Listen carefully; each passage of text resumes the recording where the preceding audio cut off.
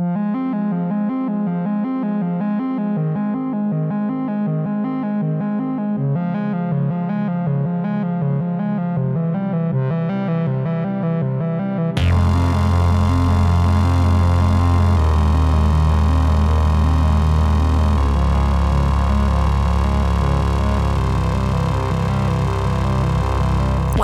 to Light and Shadow, a podcast about the complex themes presented in the horror genre. I'm your host, Nicole, and it's time to share another dark tale.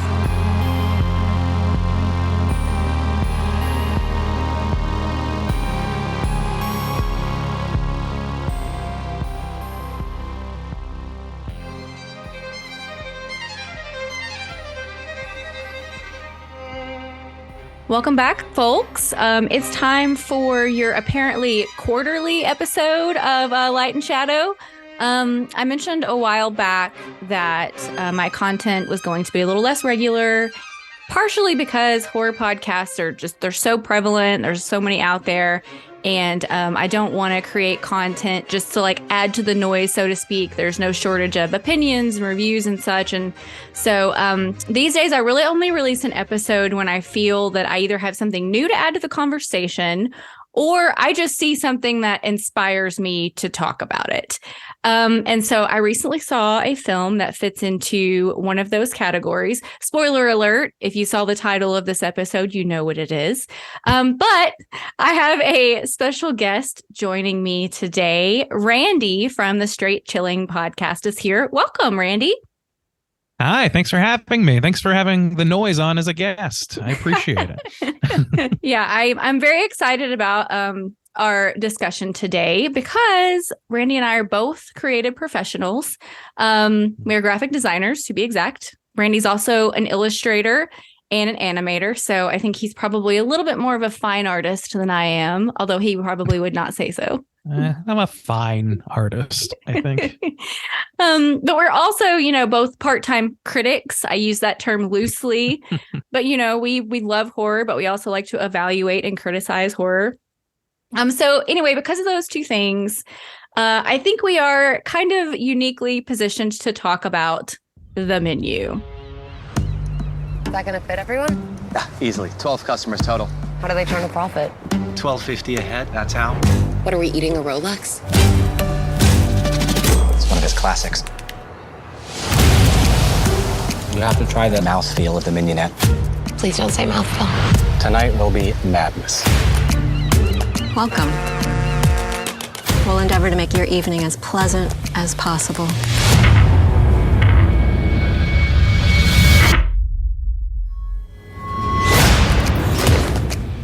Welcome to Hawthorne. Here we are family. We harvest, we ferment, we gel. They gel. We gel. He's not just a chef, he's a storyteller. The game is trying to guess what the overarching theme of the entire meal is going to be. You won't know till the end. Who are you? I am Margot. Why do you care? I have to know if you're with us or with them. This menu, The pictures, they're of us. this guest list. How did he get these? It's not good. This entire evening. This is just theater. It's stagecraft. We're leaving now. Has been painstakingly planned. This is real, isn't it? What the hell is going on? We now offer you a 45-second head start. Okay, 45 seconds starts now. This is what you're paying for. Get out of my way. It's all part of the menu. It's okay. No, we're gonna die tonight. Yes, we are. Yeah. Happy birthday to you. You told him it was my birthday? Seemed funny about 3 hours ago. I'm excited to talk about it too. This was my number one horror film of the year. Woo-woo. Very, very competitive in my overall favorite Yeah, film of the year. So. I know that you've been bursting at the seams to talk about it. And because Straight Chillin', it's not on their docket at the moment, I was like, I'm going to take this opportunity to like just give this man a platform. Snooze, you lose. I got things to say. Yeah, there's been banter in the Slack, but I was like, let's make it official. So before we really get into it, though, I have a little bit of a disclaimer. Because of the content and the themes we're going to cover in this episode, I think it's really important that all parties are able to just speak freely. And so usually my show is pretty clean, like language-wise, partially because there aren't a lot of like horror or just otherwise spooky podcasts that you can listen to with sort of a general audience. But Light and Shadow is one of those rare ones. And it's not something that I set out to do when I started this podcast, but it just evolved that way, and I've kind of taken steps to preserve it. However, this episode is going to be unfiltered as far as language is concerned, so just listen at your own risk. Also, there's going to be a lot of spoilers ahead, so if you don't want that, you need to pause and go watch the movie and then come back for our lovely discussion. But before we dig into it, I am going to read a little synopsis. A couple, Margot and Tyler, travel to a coastal island in the Pacific Northwest to eat at an exclusive restaurant, Hawthorne, where the reclusive, globally celebrated chef, Julian Slowik, has prepared a lavish tasting menu for select special guests. Joining the couple are three young, already inebriated tech bros, Bryce, Soren, and Dave, an older wealthy couple and repeat clients, Anne and Richard, renowned restaurant critic, Lillian Bloom, and her magazine editor, Ted, and a famous middle-aged movie star with his assistant, Felicity. Hosted by the immaculately dressed front-of-house staff led by General Elsa, the evening unfolds with increasing tension as secrets are revealed and unexpected courses are served. With wild and violent event occurring, Slowik's motivation begins to rattle the diners as it becomes increasingly apparent that his elaborate menu is designed to catalyze to a shocking finale. Dun, dun, dun. But without diving in too deep, what was your initial reaction to the film, and kind of like what resonated, what made you uncomfortable? Yeah, so I mean, I was excited to see this film pretty much from the outset. It looked pretty down my alley, you know. I'm into this sort of like, it seems like it was going to go after class issues and things like that, and I was very on board with that. I think there's a lot of interesting things being said about that in different mediums right now, especially in film, because Lord knows this country is poised for that conversation. So yeah, I was pretty excited, and I was a little worried that maybe the movie would be like kind of showed too much of its hand in the trailers. I don't think that's the case. There's a lot of good, like, beyond the scaffolding of this story, it's like very, very strong meat on the bone, so to speak. So yeah, I think that it's a pretty incredible movie. There's a lot to chew on, and you know, if you ever hear me talk on the podcast, Straight Chilling, that's what I like the most, is a movie that gives me something to like think and ponder over a little bit later. So this definitely hits that checkbox for me. And besides that, the acting, the production value, everything that you know, all the nuts and bolts are there to create a good experience as well. Yeah, I feel much the same way. I think I watched the trailer just once, which is usually what I do these days. If I watch it at all, I try to just watch once. But I went back and watched it again in preparation for this, and I was like, oh, like they do kind of, you do learn a lot, but it doesn't really take away from the film. And I watched it a second time, again, in preparation for this, watched the movie a second time. And I thought I had sort of caught all the details on the first viewing, but I was like, actually, after thinking on this, watching it again, I picked up on some of the little smaller things that I didn't the first time. And so I think for me, it's better with repeat viewings. Oh yeah, I also saw it twice. My partner Becky and I went. They didn't get to go the first time that I went to see it, and I had the same experience. Like this is, again, it's just, there's just so much sitting there waiting for you to poke and prod with the meat of this movie that I think that you could probably watch this 4 times and still find new little nuances. There's so much going on in the background of every shot. some really interesting things. When I saw an interview with Anya Taylor-Joy and Nicholas Hoult and the director whose name is escaping me at this moment, Mark Mylod. I don't. Is that the proper pronunciation? I'm not sure. I haven't heard it said out loud. Yeah. So, and they were pointing out that, pretty much the entire cast was on set all the time just so they could catch those background nuances. And there's a lot of them that they pointed out, and there's a lot of them that you'll see on repeat viewing. So I'm totally in that camp as well. Yeah, that was smart. So, which character do you identify with the most? This is a tough question because it's a fun question. It is a fun question. So, like, as like somebody who is a creative professional, which I hesitate to use the word artist because that shit is bandied around so wildly. And I personally, my personal feeling is that if you make anything, it can be considered art. Whether or not it's art that's worth anything to you or anybody else is entirely flexible.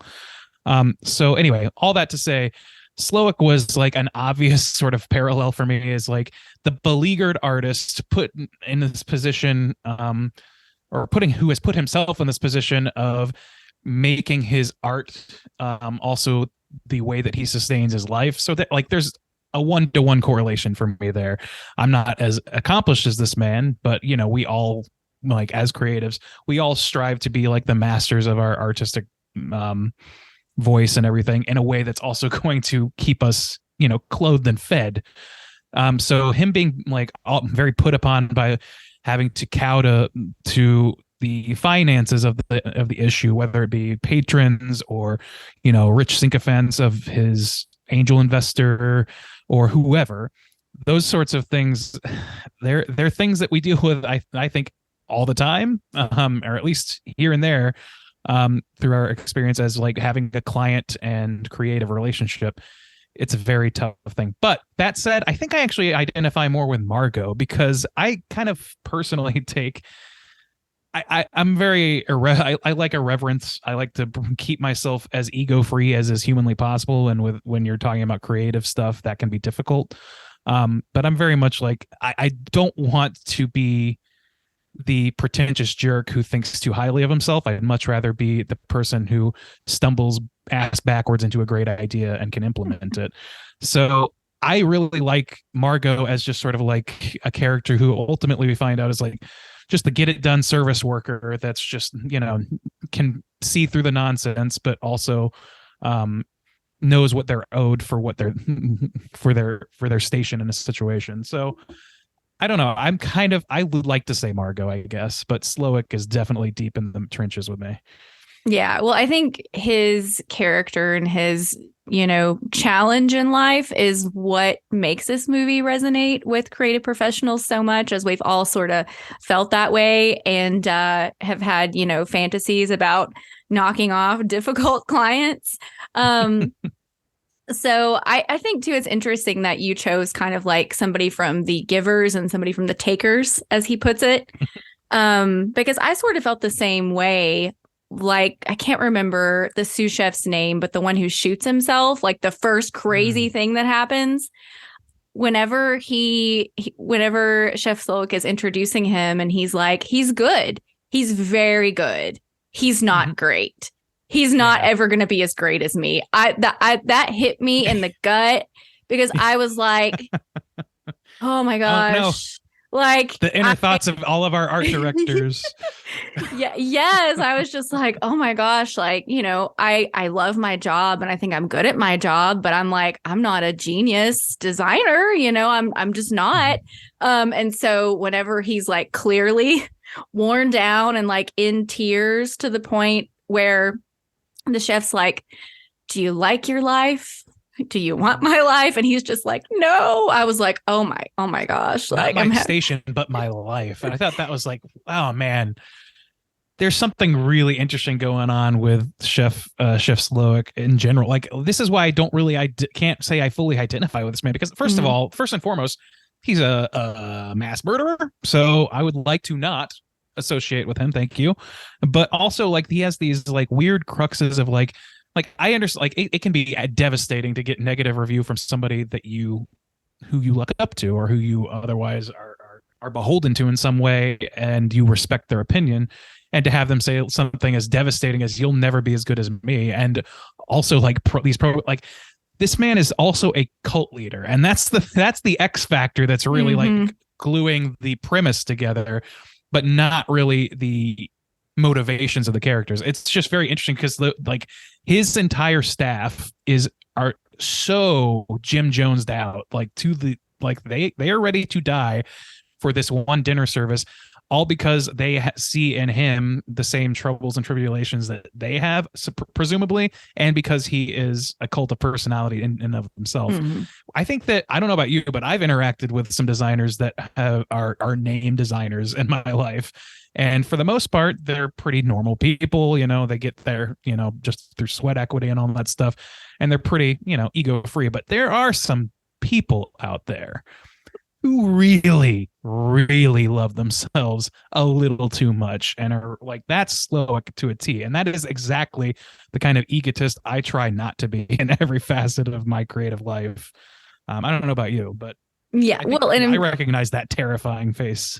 Of course, too, this is a riff on those people who are so dedicated to a certain chef or a certain restaurant, and that they may not live at the restaurant, but they're working 80-hour weeks for like no money, basically giving up their whole life in the pursuit of this, like serving this greater purpose at this restaurant. So even though it's clearly, like you said, a cult, it's really just kind of a little bit of a stretch from reality, enough to make it an interesting premise. But I can totally see how that was not a giant leap. No, not at all. I totally agree. Like that, the thing that you're told, at least when you go through the college route of becoming a designer, my experience with that was they put you through the ringer. There's a trial by fire, whether you want it to be or not. There's this fetishization of certain aspects of being a designer.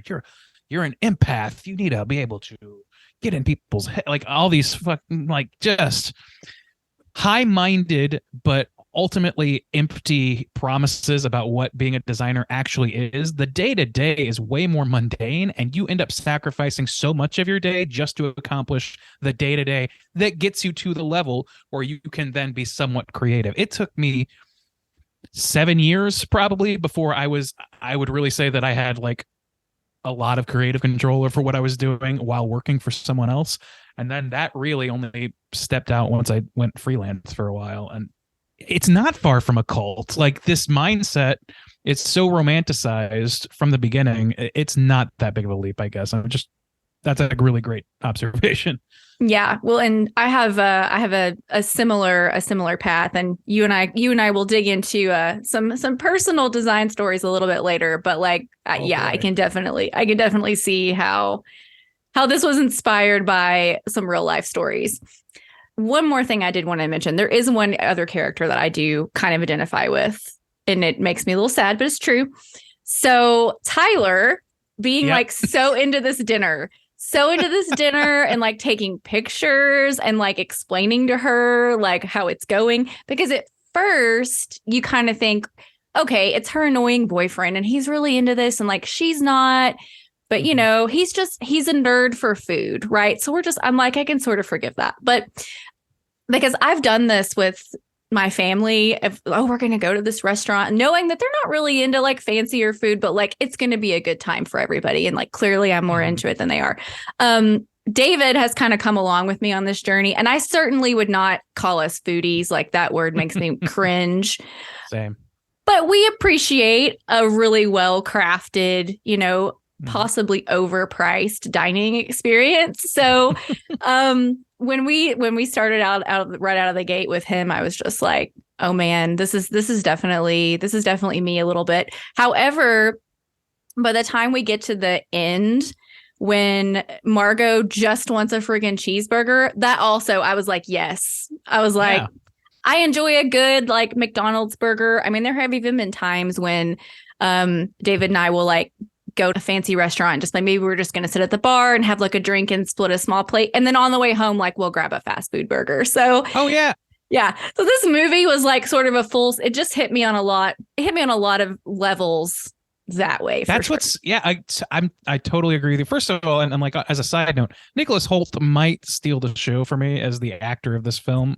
He is funny as shit the whole movie. He is running around, like him peering through the windows at the meal at the course he's not allowed to be What'd you have? Yeah. Oh my god. And he's such like the little like hand slap he gives her when he's trying to take a photo. Like there's so many little mannerisms that he put. Anyway, I can get trapped into that. But no, I totally agree. I think that he is he's a really like maybe one of the most interesting patron characters, because he wants to be involved with it. He wants to understand how it works. He's like dedicated to figuring it out. He's so there, but to a fault, to an insane fault, where he's willing to get himself and other people killed.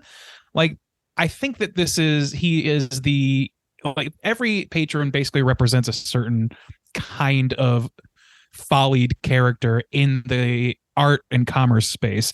And I think he's like the cloying fanboy who will never be able to, except by the person they idolize, be talked out of, be taught. He's never gonna say anything negative about the chef. He's vying for that. Like, it's very much about a reflected glory. And then when he's actually put in a position to earn some glory for himself, it doesn't matter how many episodes of Chef's Table he's watched.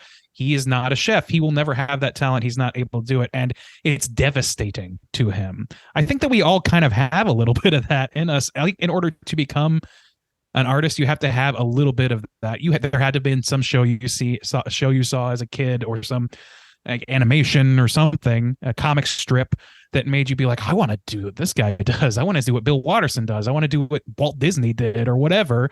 And so you start idolizing things, and it's only until you can sort of let go of that and let your work speak for itself that you kind of can be free of that sort of like impression that you need to impress your qualities upon this God figure. There's no God figures in art. Everybody is an artist. They just need to put pen to paper, basically. So you got to find your own way. The next thing I wanted to talk about was, do these characters deserve their fate? And so we're already talking a little bit about Tyler and his fate. And I know you and I have talked a little bit about him being called out to cook in front of everyone was like such a difficult thing to watch. And why was that difficult for you to watch? Oh, because I think that's like the fear of everybody who's starting a journey into becoming some sort of artist. The thing is, like, Nick is maybe on his path to becoming what the guy who shot himself was trying to do, like dedicating parts of his life to it. But he's not actually willing to put in the time to learn the skill. He's only willing to put in the time to learn about the way that it operates, which is, I guess, fine. But there's something about people who are willing to step on their own grandmother to get this one, special edition LP because they're that big of a fan of the artist. Like, there's limits to how you can behave that way, basically. And so, yeah, watching him, it's like, it just calls me back to like the first design classes I ever took, the first art classes I ever took, where I was desperately afraid that I was going to be made an example of. And he gets made an example of in this movie. Yes, he does. I think for me too, I was really thinking about, in that moment, I was thinking more about filmmaking than anything else, because as horror fans, we really love our genre. And, if you've been watching it your whole life, like I have, I have about 30 years of watching horror under my belt. So it's like, I know a lot. I've observed a lot. I've never made a movie. And if somebody gave me all the tools tomorrow to make a movie, it might be great. It might totally suck, and I might cave under the pressure. And so the fact that horror, even though it's got this really great community, like I said in the intro, there's lots of noise out there, and there's lots of people that have big opinions who don't actually know the first thing about actually making a movie. And I've heard you say this, and it's an opinion that I hold as well, that almost any movie that gets made is like a miracle. It's so difficult to get any movie made ever.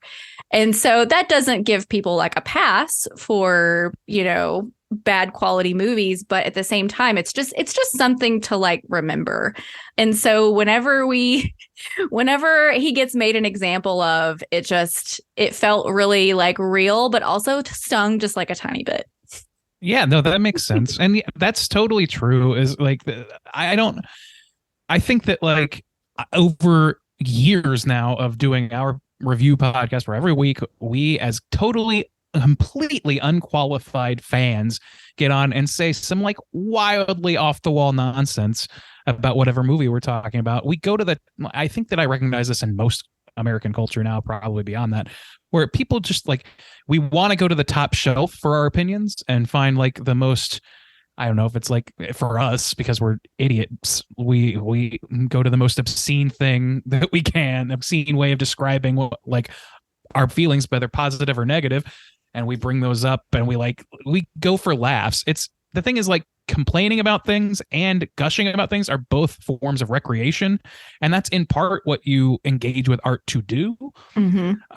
So like there's a part of me that feels that way too, but like there's limits to that, and you can't like you've got the critic table in this movie who are like, they hold people's careers in their hands. They're never going to say anything. They're never going to say unqualified praise, and just, you know, they're always going to have that thing to nitpick, the split emulsion in this movie and things like that. And like careening people's careers out, like they have so much power, but they're not that much different from Nick Holt. The difference is that Nick Holt's character is just a fawning idiot, and they're not that much different than the angel investors employees who just like, they're going to the top shelf for their language too. They have like, where's the bread? What, you're really not going to give us bread and things like that? It's like, I think I recognize that myself in all of that stuff, because that's how you engage with art. And it's really painful if you're the artist who is trying to create something for people to engage with a certain way, but you cannot control that. And once you put it out there, especially when commerce is involved, people get a sense of entitlement. I get a sense of entitlement when I watch a movie that it's not going to have some horrible, I don't know, like some horrible homophobic message or something ridiculous in there that I don't like, didn't want to pay for, or didn't like, I didn't pay for that. You're just sneaking something in there. In my opinion, you have a duty to me as a patron. And that's where like the art and commerce core of this movie, that's the thing that I just bleed about with this whole movie, is I don't have a solid answer as to how you engage in art and make a living doing it without selling pieces of yourself piecemeal. I mean, it's part of it. I've worked for clients who I loathe, like, and I've, you know, like been snubbed by clients that I would have loved to work for, you know, like there's nothing in the rule book. You just kind of go out there and you figure it out. And ultimately it does not matter how good you are. Chef Slowik is the most precise chef in the world. He is still under the thumb of investors and patrons and everybody else. He's still beholden to somebody. There's no freedom as an artist because it depends on people interacting with what you make. And especially once money is involved, it's a caustic relationship. Well, absolutely. Because no matter how brilliant he is, if someone didn't give him the funds to put him on a platform to get him in front of more people, then people wouldn't get to try his food. People wouldn't know. So there's that push and pull of like the talent and the opportunity and how they work together, and they can work together. But you're right. It's a very difficult combo. Ultimately, you're part of an ecosystem, and you have to be at some level okay with your position in that, or else you need to not participate in it. And if you can find a way to do that, like that's what outsider art is. You know what I mean? That's what, like, you know, people making music in their base. I respect DIY punk music more than any other. Like, that's my genre because it's authentic. People who are making things purely for their own enjoyment and the best cases. And it just so happens that I stumbled across your perfect, like ridiculous demo CD from 1999, and I think it's really great, and so I become a fan in that way. And there's not a whole lot of commerce involved. I respect that, but it's not a way that's going to get you through the onslaught of life that is presented to you by a modern capitalist society. They can't really coalesce in a clean way. So in this complicated mix of people and art and commerce and blah, blah, blah, in Chef Slowik's world, in this movie, do you think these people deserve their fate? I would have to be pretty cruel to say yes. I'm not the guy who wants to like threaten somebody's life because I think they did a poor acting job or because they were too It's a murdering egomaniac temper tantrum does not make your sometimes salient points about the problems with the world stronger. It makes them weaker. So I'm not on Chef Slowik's side when it comes to the ultimate end of things. But the complaints that he's making, those do resonate. Like I've just been talking about. Like there's some, like I said, every patron in this movie is on some level can be correlated to just about any other art plus commerce situation. Any working artist has run across a version of each of these people in their work for the most part.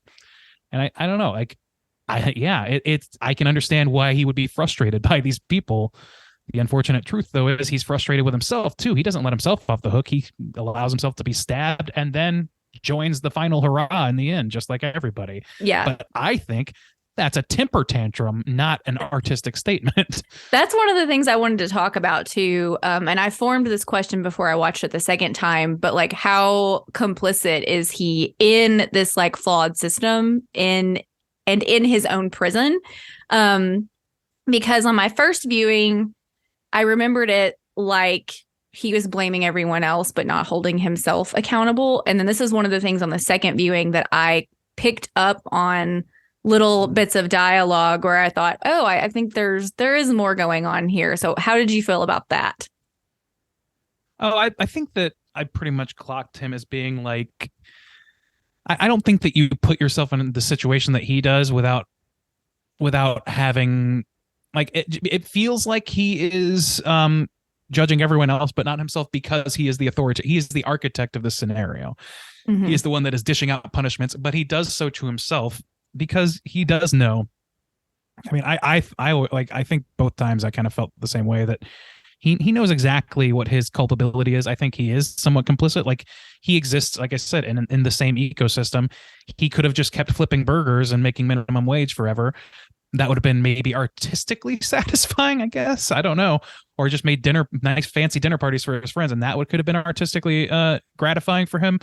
And just, worked at the sawmill 5 days a week for 8 hours a day, and gone home stinking of wood, and that would have been fine. But he chose to be a part of this ecosystem, and as much as it pains me to say that, if you're going to be in that ecosystem, you're going to take these lumps on some level. You have to be able to roll with that. And I can understand his frustrations, but he's an egomaniac.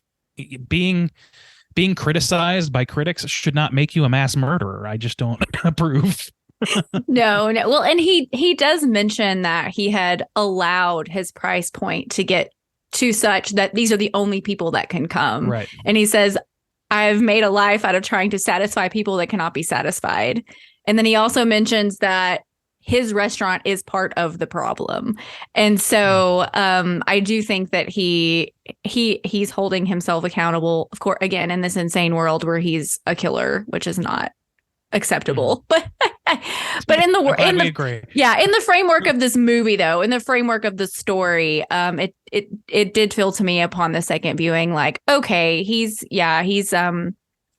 harshly dishing out judgment to everyone else, but he recognizes his own part in it. And I think he sort of rejects that and probably hates that part of himself. Mm-hmm. And I think ultimately that is why he lets Margot go, because she realizes, or I don't know if she knew it would work or not, but she thought, hey, I'm going to harken back to something he enjoyed doing and maybe it'll work. And she just happened to be right. You know, she was able to give him that one last bit of like, oh, remember what it used to be like when you cared and you really wanted to make somebody happy with your food? That was like, I thought that was nice really to see. brilliant. Yeah, I'm sorry. I think that was really brilliantly telegraphed, actually, because like you have that shot of him. The only shot you see of him like with a genuine smile is in a photograph in his secret study of him making burgers as a kid, as a teenager. So and he mentions at some point, he's like, I can't remember the last time that I enjoyed feeding somebody or something along those lines. And it's like, yeah, when you like it's this weird push and pull where like the more you succeed and get opportunities that allow you to flex certain muscles and try experimenting with certain things and do daring stuff, the more you get to that level, the more under the radar, under scrutiny you are, and the less you are able to enjoy it. So for him to reach the echelons that he's reached, it's no wonder he's fucking miserable. But at the same time, you mentioned earlier, like, I don't know that, like, I think that there's thresholds for everybody. Like, I don't think you necessarily have to reach like the pinnacle of your field in order to feel that way. I think that, like, you know, it can be just as tiring to work your entire career and never get those opportunities. So it's like kind of a no-win situation where if you participate, you know, you've sold, you know, you don't get to entirely, you don't get everything you want ultimately. And as an artist, that can be really tough, especially for one as precise as Slowik, who definitely wants specific things out of his work. Yeah, so I think it can be maybe more difficult for people like him, who I would say are, you know, super driven or even creative geniuses, if you want to use that word. I think with all the creative people I've worked with, I've found that I think the people who are the happiest are the people who can kind of work in the middle. It's like, I'm not at the bottom. I'm constantly trying to like be better and challenge myself, but I'm not trying to be the best of the best of the best. Those are the people that I've found have the most balance and are most likely to be happy in what they do. So the next thing I want to talk about is, how far do you think fair criticism goes? And like, at what point are we just sucking all the joy out of art and creativity? I mean, I think by definition of that question, like fair, like if it's fair, then it is in some way productive. It will either help you in your current work or it'll help you in the future work that you're going to derive this work from. You're always building on the last thing you made, good, bad, or otherwise. So, I mean, but it's a fine line between fair and just history, you know, like I don't know about you, but I am faced more often than ever, I would say, with calls with clients or with, you know, account people or whatever, who will frequently just have to say something in order to justify their presence in a meeting that they were invited to.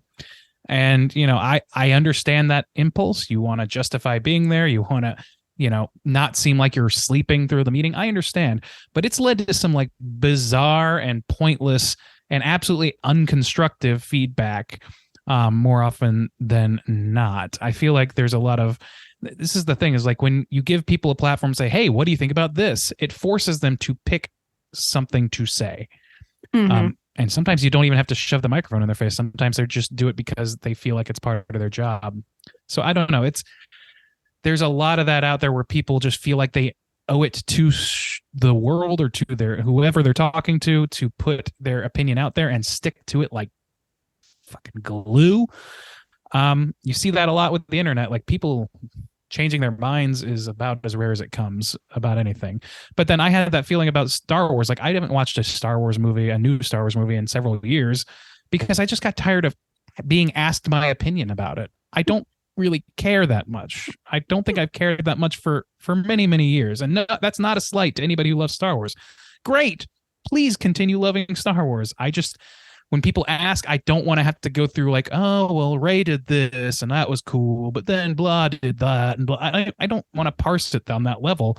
I want to, like, those are things that I just want to consume and forget about, or just not consume at all. Mhm. So like the pressure to have an opinion, I think, is really the culprit behind what's fair and what's not. But then sometimes you get like the egotistical, needs to rub your nose in it type who will take even fair criticism and make it a point of derision. And that's its own sin, basically.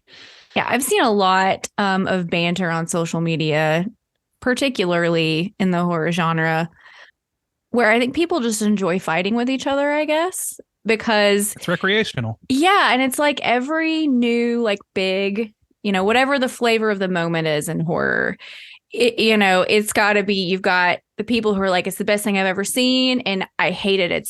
You're dumb if you like it. And there's like never hardly anybody in between. And it's almost assumed that you are, if you even have like even remotest amount of passion about any opinion, like I don't like Malignant very much, and I made a lot of passionate arguments to that effect. I do not hate that movie, and I don't hate anybody who made it, and I don't hate anybody who likes it. The people who come out and like are ready to just ad hominem you to death because you feel a certain way about a movie, that is a dopamine response reaction. That's coming from the thrill of belittling people, which is more and more the hunt of choice for Americans and for the world because of the internet. Yeah, I don't know how many like Facebook groups I've just watched devolve where like they started out as like really great places for like, oh, we're going to discuss and we're going to share, and then over time it just every single post becomes super super polarizing. It's defensiveness too. Like people, like you have to be able to, like people want to goad you into a defensive position so that they can then crush you. Like that's whether they know that that's what they're doing or not. I've had this impulse to like entrench myself in an opinion that I don't even hold that hard. Like I don't have that strong of an opinion about X, but because somebody said a mild criticism of it, my gut instinct is to be like, no, you're an idiot. Like I've definitely acted that way before, and I'm ashamed of that. That's part of the shame of experiencing this movie and seeing myself in some of these patrons. Yeah. Although to be clear, though, I will say just the random person on the internet, or even like you and I, and Straight Chilling, you guys have like a pretty healthy listenership. However, we are Fingers not crossed. we are not any of the people in this restaurant. Like no, the people in this restaurant are high level people with a lot of power, influence, or connections. These people are not the average Joe. So I'm definitely not comparing, random person on a Facebook group who has an opinion about a horror movie to like Lillian Bloom, whose opinions actually have a lot of power to either, increase or decrease someone's value. So that's an important like part of the conversation. But also, I do think it's important to look at these folks and, be willing to engage with like what part of this is in me, like what part of this am I sort of like taking part in. Exactly. They're parable figures. They're not, like there's a lot to be said about class in this movie, certainly, but because I'm drawn to the art conversation, I experience them as like these are archetypal characters you would find in this situation. Like my opinion may not wield the same power as Lillian Bloom, but at the same time, like if you put me in the right mood, I will fight tooth and nail about it, as if the entire like ecosystem of film revolves around what I have to say about it, and that's never once been true. In fact, it's terrible that to me that we have now an ecosystem in movies where people can get so up in arms about something like, for example, Sonic the Hedgehog's face, that the artistic choices change. Whether or not you think that's high art, I certainly don't. They made a choice, and like so many people complained and cried about it that they changed it entirely. And I don't think that like they don't. The question of what an artist owes you back and versus what you owe an artist, what an artist owes you back, all that stuff. It shouldn't really be anything. People like, in an ideal world, the ideal would be people make things, you experience that thing, and you feel a way about it, and you don't adopt it into your personality necessarily. Not every movie needs to be your personal Catcher in the Rye, Holden Caulfield. You can just experience it and say, I enjoyed that or I didn't enjoy that. And that can be enough.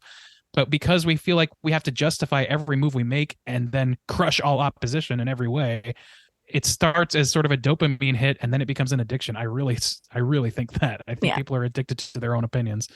That Sonic the Hedgehog thing killed me, even though I agreed that he looked janky. Yeah, he looked terrible. But the fact that people were able to complain and get the studio to change it, I was like, oh, this is not good. Yeah. Like, this is not a good move. And then on the other end of the spectrum, you have situations where like directors will have 3 different director's cuts because they are never satisfied. Like there's a million things about this that feel weird to me. And ultimately, like that weird feeling is channeled into internet rage through so many people that it makes it sad to even think about. And I think that's what's being touched on with these characters is like Lily and Bloom. I may not have that power, but I sure fight like I do. And in certain cases, or if I'm, paying for a piece of artwork, I might act as entitled as the dude bros who are there on their boss's dime and whose marriages are falling apart. Or, I might be an opportunist who might want to be getting this meal free because I want to host a podcast about it or something. Oh, like and John Leguizamo. the older couple, we haven't really talked about them at all, but they struck me as interesting because, there are people that are there for a lot of reasons, and almost none of those people are there to actually experience his food. Like, not really. And the older couple that have been there, I think 11 times, I could tell even before he asked them that, like when they're at dinner and they're having conversation and she's just like, oh, I saw so-and-so today. And he's like, oh, how is he? And she's like, oh, and I was like, oh my gosh, like this should be an amazing night. This is like a once in a lifetime. Like you guys should be excited. And like, you can't even like manage to have one good conversation over this dinner. It's like a miserable status thing for them. Yeah, exactly. They're probably like, oh yes, I'm taking the wife to Hawthorne tonight, Yeah, just nothing like that's the like, man, every character in this is a rich version of some I know. Like the idea of having so much money that you literally cannot buy happiness because everything else has collapsed around you. That's what's happening to the angel investor crew there. Yeah. That's, it's the money doesn't buy you happiness, but it sure can make people subservient to you. And if you're mean enough, that can be enough. Like, yeah. Well, and watching that couple too just made me like keenly aware of like, I don't ever want my relationship to be like that. Like, oh my gosh, like I hope I don't ever find myself at an amazing dinner and I can't even have a good time with my husband. That's where every character, almost every character in some way, like resonated on some level. Like you said, there's just a ton of just like richness and a lot to chew on, if you will. That was terrible. And honestly, like that's not even to touch the infidelities and the implications of what we find out from Margot about that couple later on. That's a whole other level of twisted old money situation. I don't know how to phrase what I'm trying to say, but it's not good. Let's just put it that way. It's not good. So I want to like dig into some like personal things that are adjacent to this movie. But like before we move into that phase, like, do you have anything else you want to talk about or any other comments that you want to make about the menu? Yeah, I mean, like I said, I'm focused primarily when I watch this on the question of art and economics and finances and how those are like the most uncomfortable bedfellows that just absolutely dominate my life course. So I'm like fixated on that. But there's a lot to be said about the class issue, and we just discussed some of that. And I don't want to neglect that because that's the more universal thing going on here is the idea of like it doesn't matter how good or incredible or poised or how successful you are at anything. If you are not the one holding the money, then you do not get to make your own rules. Wealth is the only path to ultimate freedom. And that's evidenced every time a golden parachute is opened in this country. So, I mean, it's really uncomfortable as somebody who also puts passionate work into my job, trying to make really good and effective things out of nothing, to really reckon with. So that's what I'm fixating on. But ultimately, it's a class issue at heart. If you're a service person, if you're a giver, not a taker, that is just your role. And that's how Slowik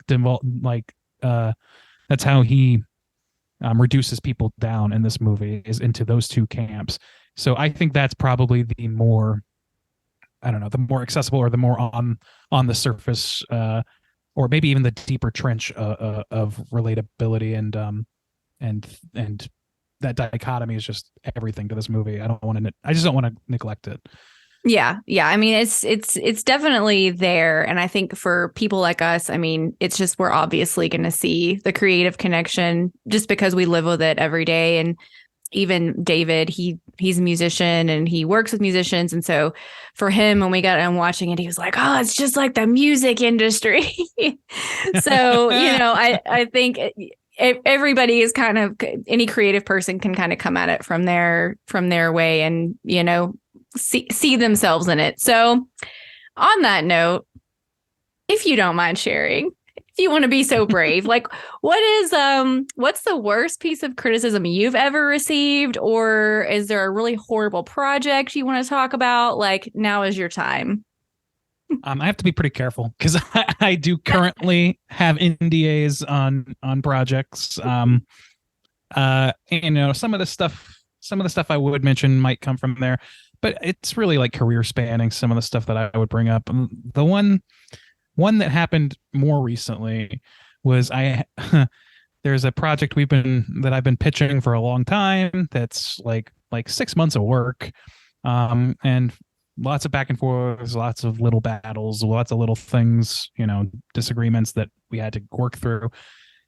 And then there's a new decision maker, I should say, on the client side, who comes in and looks at the work and says, I don't know, I think I've seen something like this before. Let's do something new. And not a complete restart, but a complete restart of the visual style. That was really tough for me because there was no addendum to that. It's just, I think I might have seen something like this before. And I was basically thrust into an exercise mode where I'm like, well, maybe it's the colors. Maybe it's the way the type's set here. Maybe it's this little thing right here or that little thing.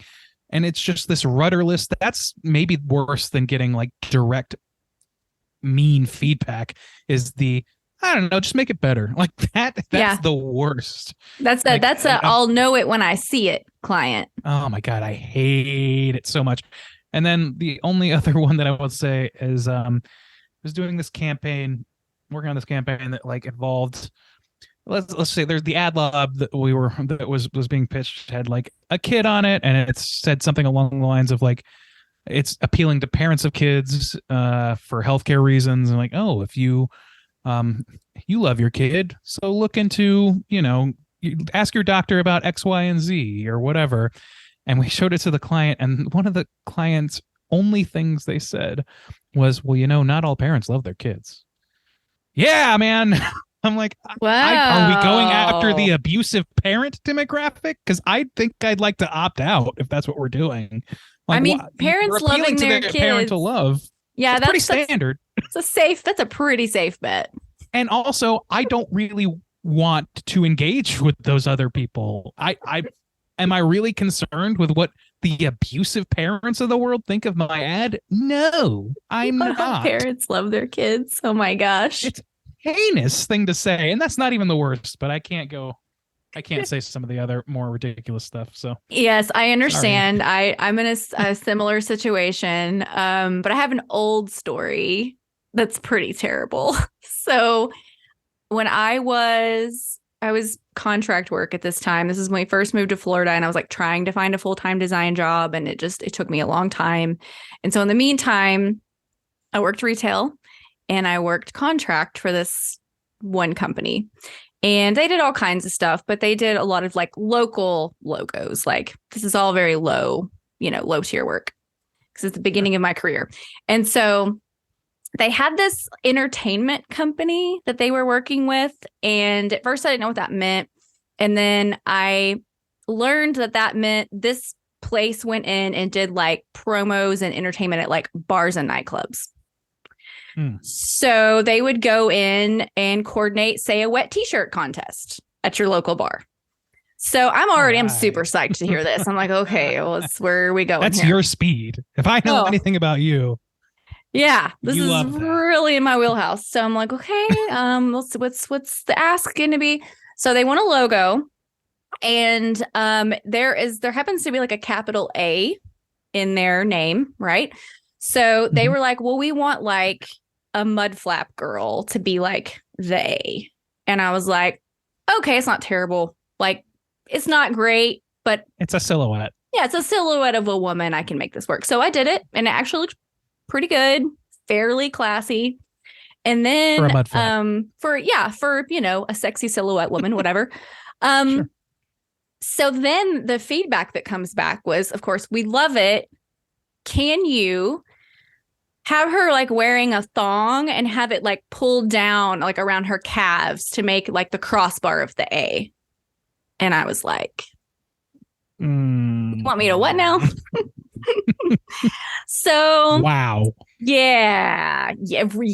So 38-year-old Nicole would say, absolutely not. You can hire someone else. But 24-year-old, I need this job starving Nicole was like, yeah, I'll just sure. Oh man. Sure. If you want to talk about debasing yourself at the beginning of your career, I can tell you that the first job I was ever paid to do was a personal project for someone who was going on a hunting trip with friends on one of his friend's birthday, and his friend had testicular cancer and only had one testicle, and I was forced to render a letter G in such a way that the descender looked like a hairy man's testicle. That was my introduction to being a professional designer, not to mention the time that my creative director made me buy him weed. So there's a lot that happens when you're young in the biz. Yeah, according to some of the stories stuff. I've heard, it's gotten better. So hopefully by next year we won't have any of that nonsense. Yeah. So these are types of things are the things that do make me appreciate where I'm at now, even on the hard days, for sure, because it has definitely been worse. So, okay. Moving into the food portion of this conversation, have you watched Chef's Table, and do you like cooking shows? I have maybe seen an episode of Chef's Table. I think that what I was bringing up earlier about like egomaniacal artists, I think it just watching that show sort of rubs me on that spot, and I just don't like. That's the kind of cooking show I don't want to watch. I would much rather watch like Good Eats, where you learn the science of cooking, or just today I was watching Korean street food. It's no talking, just people making insanely bad for you but delicious looking street food for people to eat in Korea. And like that's the sort of thing I do like. And to me, like the latter is just like, I don't know, it's like a beautiful white noise to fall asleep to. But then like I like the educational stuff if I'm gonna either that or like what's that show? Not Hell's Kitchen, the other one.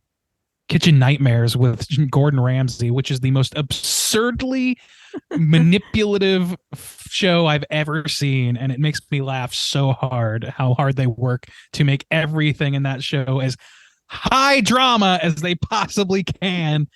So like I don't know, I think that's more about the merits of the quote unquote documentarians than it is anything else. Yeah, I have not seen any of the Hell's Kitchen or Kitchen Nightmare, but I mean, I've seen the memes, I've heard the stories, so it does seem highly entertaining. We've watched Chef's Table, like I don't know if we've watched all of it, but I've definitely seen a lot of it. And the episode with Sean Brock, who is he's like a rock star of like Southern cuisine, like he basically made Southern food like high art, and his episode is so good.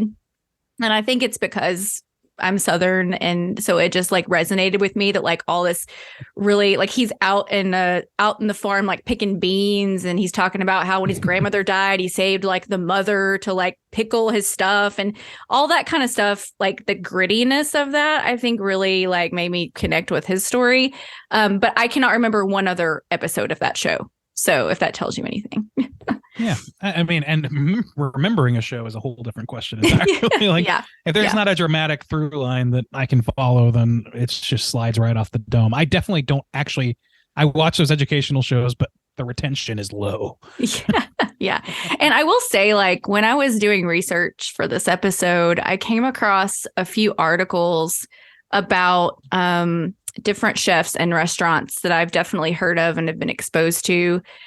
And some of them have been on Chef's Table, and how they are the worst, most abusive places to work, and how they say they're sustainable and they're trying to be farm to table and they're like misleading about it. And so I think that like that, you know, the people who made this movie, I think, are definitely aware of that for sure. And that's part of what they're criticizing.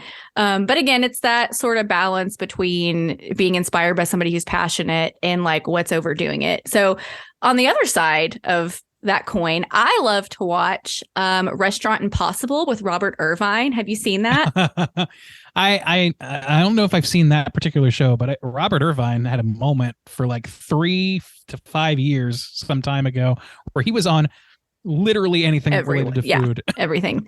I love that man. Like on Restaurant Impossible, he goes into like a failing restaurant and he has like 72 hours to help them turn it around. So he brings somebody in to redecorate it. Is it the same as Kitchen Nightmares? It's the same Kitchen Nightmares, yeah. Gotcha.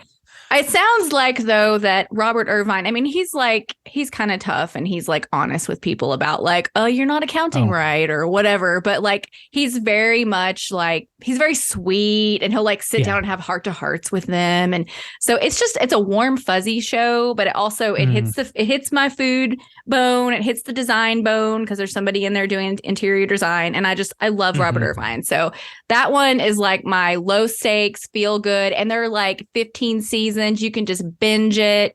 So that would be my my light food show recommendation. So interesting. That's like the yin to Kitchen Nightmares gang, where it's like it's the same show, just one with the meanest person possible, the Simon Cowell school, and then the other from I don't know, the pre British Bake Off school of thought, which I also like that show too. I've heard good things about that one, but I haven't watched it. That's a sweet fuzzy show if there ever was one. Oh. So I got one more question for you, Randy. What is the best meal you've ever had? This is a tough question, and you prefaced this question for me in advance for me so that I could prepare. Thank you for that.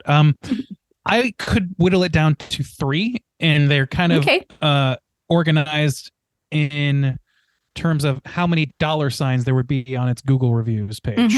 So starting with the high end, and this is also based on my incredibly terrible memories, so bear with me. They're all pretty recent. One would be a place here in DC that I took Becky, my partner, for their birthday last year, and it's called Rasika, and it's like a Michelin star place, I believe, here in DC. That's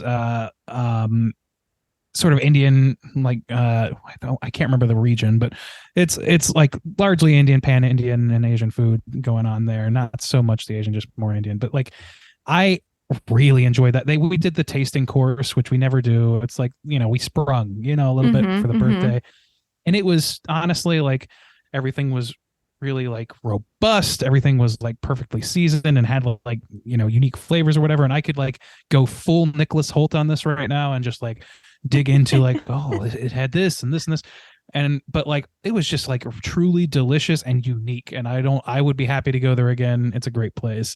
Apparently it's been around for some time and has quite a reputation here, but I didn't know that when I booked it. I just heard it was good from one person.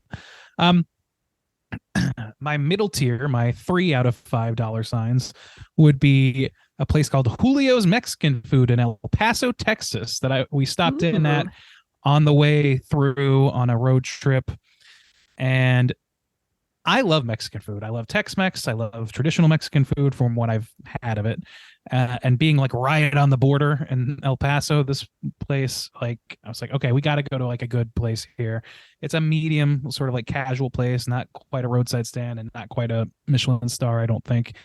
But it was so delicious. I had like mole chicken and all that stuff. And I'll tell you, the reason that I had to include it on this list is because I have never, ever in my life had worse heartburn than I had the moment I left that building. Oh, no. I had to pull off the side of the road for a minute and trade spots with Beck so that I could like relax. It was horrible. And I would definitely go again. It's that good. It's that good. Yeah, that's how I know. You don't always get like the true test in a restaurant. And then last but not least, this is kind of like just family meal sort of thing. The low end, the $1 sign, the no dollar sign, really, because my parents paid for it typically. But just getting some like good barbecue brisket or steak from my dad, and then some homemade mac and cheese, a side salad. I'm a happy man. Like that's not one individual meal. That's like a span of growing up with that meal. So, yeah, there is something about you? really special about like cooking with your family, and there's always like those certain dishes that could never be replicated, even if they're not like the highest quality or whatever. Like you have that family member that makes that thing that you like the way you like it, and it's like no one in the world could replicate it. So I do love those meals. So I also have kind of like a tiered approach. The fancy one would be a restaurant I was thinking about while I was watching the menu. It's a place that we went earlier this year. It's a place called Heirloom here in Rogers, Arkansas. And it's basically like a speakeasy restaurant. Like it's sort of hidden. If you don't know where it is, like there's no sign or anything. There's just like this little like light bulb outside of it. And that's how you know where you're going. And it's really hard to get a reservation because there's seating, I think, for 12 people. And so what you do is you just call and you say, put me on the wait list. And when they call and say we have an opening, you just go. So at like 4:00 on a Wednesday, David was like, do you want to go to Heirloom? And I was like, sure. It's a prefix menu. So it's just one set price and they just bring you courses. We didn't ask how much the set price was. We were just all in. We're just going. You know? Yeah. It was not $12.50 a head. Yeah, it was not $12.50 a head, just to be clear. It was like fancy and chill at the same time because it's a couple that owns it. The husband is a chef. The wife is a sommelier. And they're like, aren't really like servers. Like the chef brings you your courses and he tells you about them and like tells you how to eat it. But he's not in anything fancy, you know, he's dressed casual. She's dressed casual. So even though the food is like very painstakingly prepared and it is like local ingredients and such, it still feels like very approachable, to use a fancy word.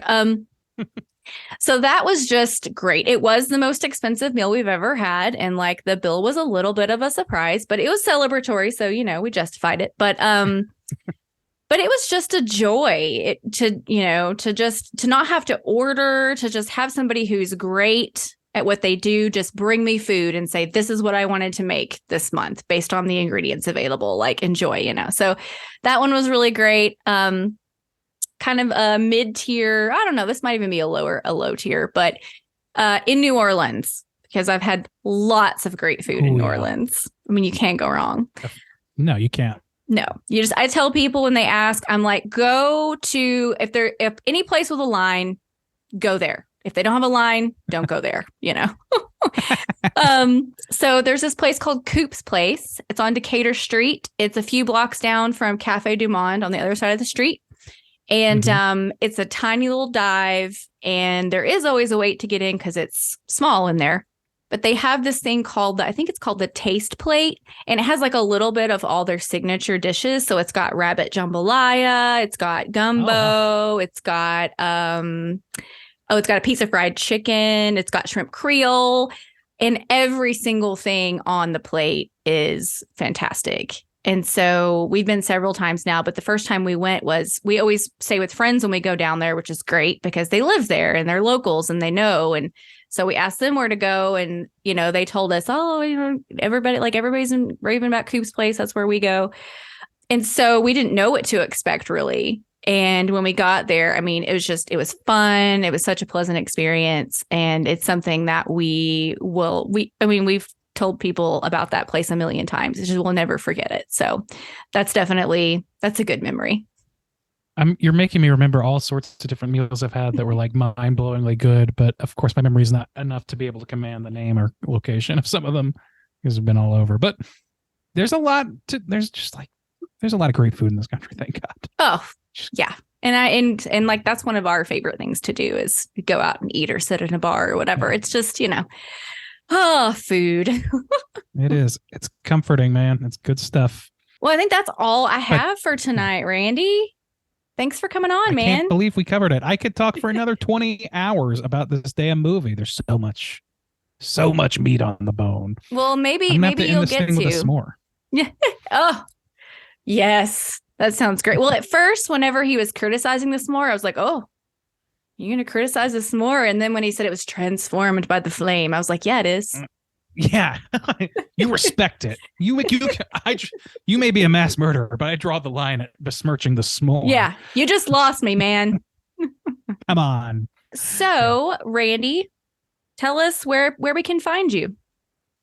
Yeah, I am a co-host on a much less well put together show called Straight Chilling Podcast. It's a great show. We have our apologists for sure. I'm our harshest critic, by the way. It's true. I am everyone in the restaurant. I think that the best way to find us is just through your podcatcher of choice, as is the choice language of my co-host Rob, or else through straightchillingpodcast.com. You can find us in either place, and we do stuff every week, at least once a week. And also on Andy's Instagram, he always does Drawloween in October, which I know we're very far from October, but if you want to give him a follow, you're at Andy Gaddis, right? That's right. Yeah. And you're right. It's going to be a ghost town until October, I'm sure, where I just do all of my social mediaing for the entire year. I always enjoy it though. Like I liked that you did cryptids this year instead of kind of, just the standard whatever. That was a lot of fun. I'm glad you liked it. It's always it's one of those things that's you love to do it and then you hate to do it and then you're happy you did it and then you want to do it again and then you ask yourself why. It's just a long cycle of that. And that is the creative process. Oh yeah. So thanks everyone for joining me yet again today. And the next time you're ready to rake a filmmaker over the coals, maybe remember Chef Slowick, Tyler's bullshit, and those horrible people in the dining room. Creation isn't easy, but criticism is. So until we meet again, yeah. I hope you all take the time to enjoy a well-made cheeseburger and stay spooky.